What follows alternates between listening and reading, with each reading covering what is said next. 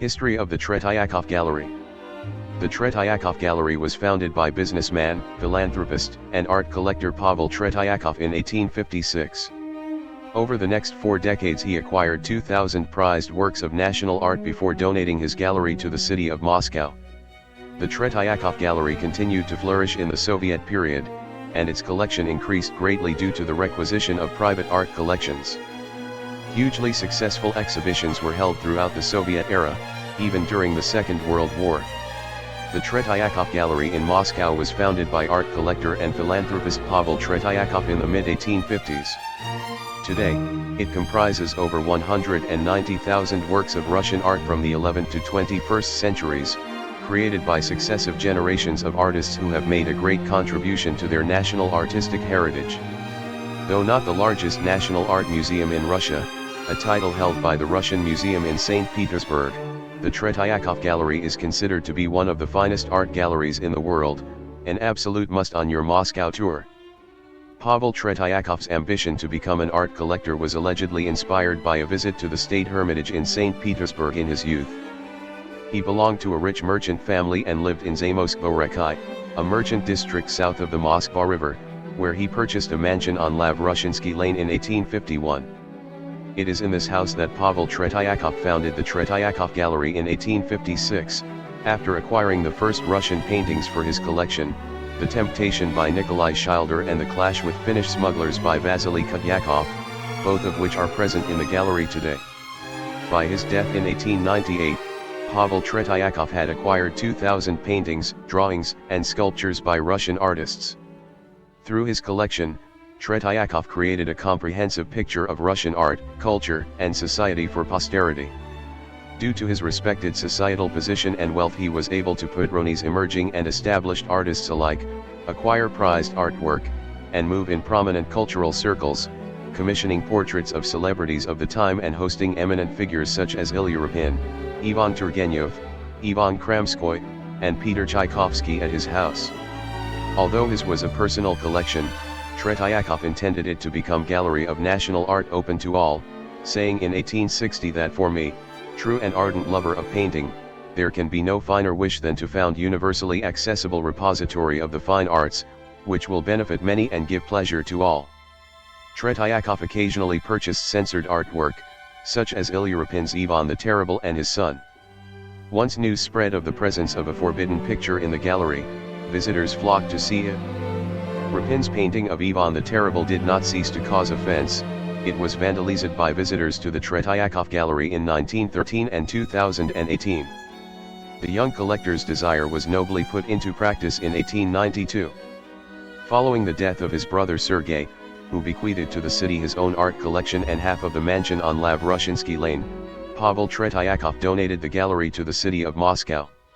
Tretyakov died on December 4, 1898, bestowing hundreds of thousands of rubles for future upkeep and acquisition of paintings for the gallery.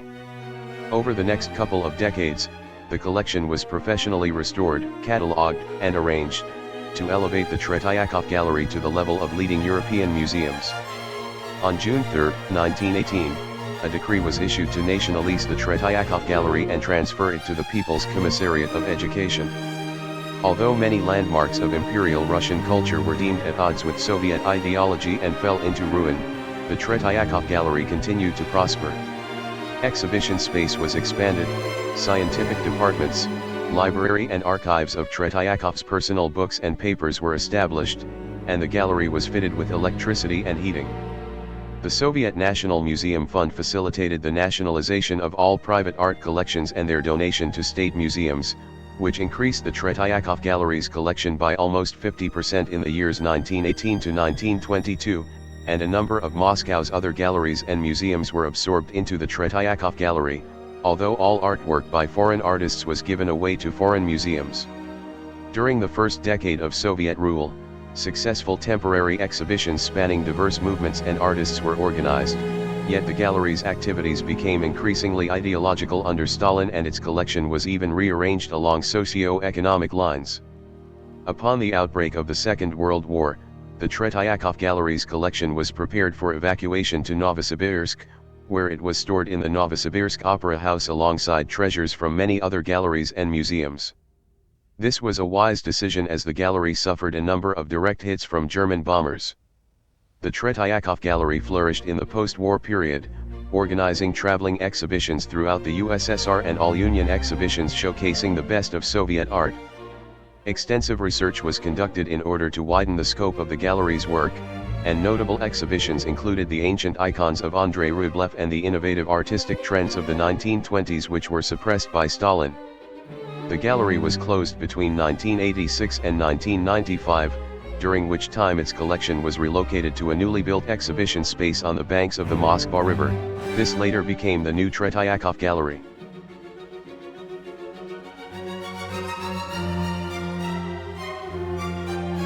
The main gallery of Tretyakov Gallery collection showcases Russian art from the 11th century to the beginning of the 20th century by Russia's most eminent artists. It includes precious ancient icons, portraits, landscapes, historical and religious scenes, the work of influential groups such as the Prudvishniki, and trends developing alongside political and social shifts in Russia. The modern art branch of the Tretyakov Gallery is home to Russia's most complete exhibition of national art from the 20th century to the present day. It includes masterpieces of avant-garde art from the 1910s and 1920s, painting and sculpture spanning 7 decades of Soviet rule, and unofficial art movements which emerged towards the end of the USSR.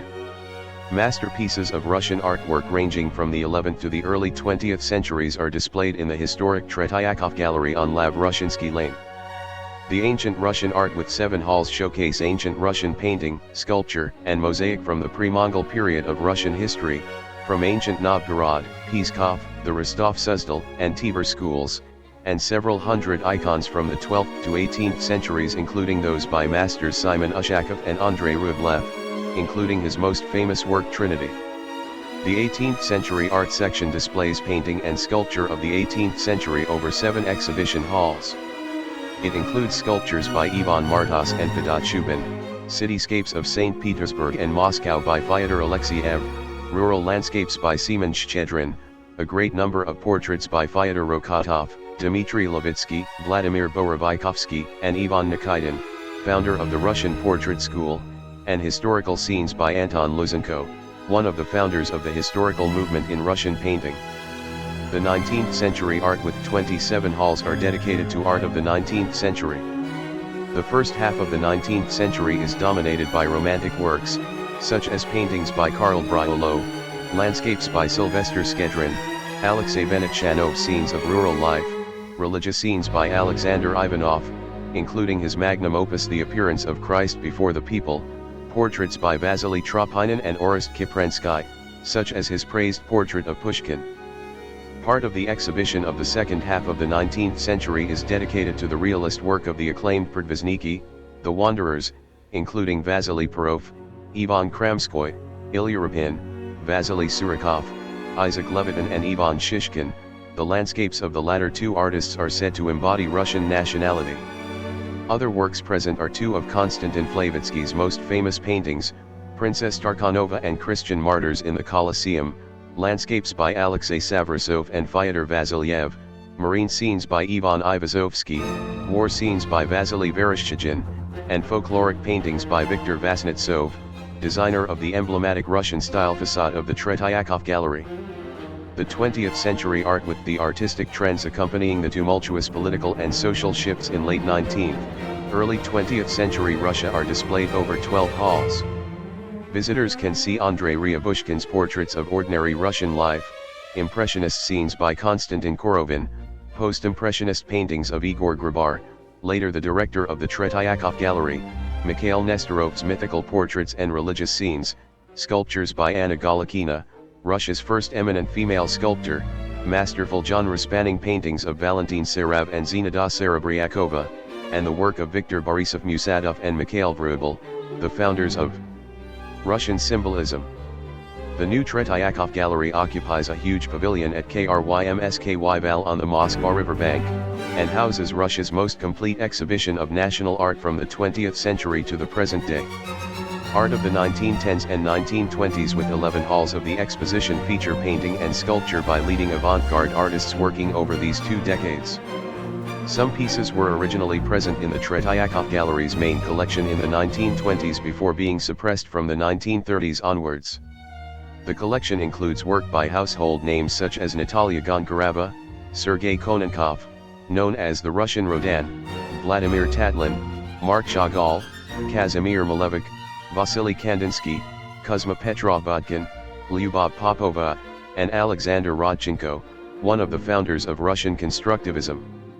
Works by these artists are some of the most valuable in the Tretyakov Gallery. The art of the 1920s to 1980s section of 15 halls chronicles the development of artistic trends over 7 decades of Soviet rule. It includes many socialist realist paintings including those by Alexander Danica, Alexander Samokvalov, Boris Johansson, and Isaac Brodsky, considered the founder of socialist realism in art and the first painter to receive the Order of Lenin, cityscapes by Yuri Pimenov and rural landscapes of Tatyana Yablonskaya, and work by the Queen of Soviet sculptors Vera Mukina, famous for her worker and Kolkhoz woman, the logo of Mosfilm. The later exhibition displays art from Khrushchev's thaw onwards, a period which allowed for creative development and experimentation even within socialist realism. Unofficial genres of this time included the reappearance of abstract art, seen in the work of Yuri Zlotnikov, and the emergence of nonconformist art in the work of Oscar Rabin and members of his circle.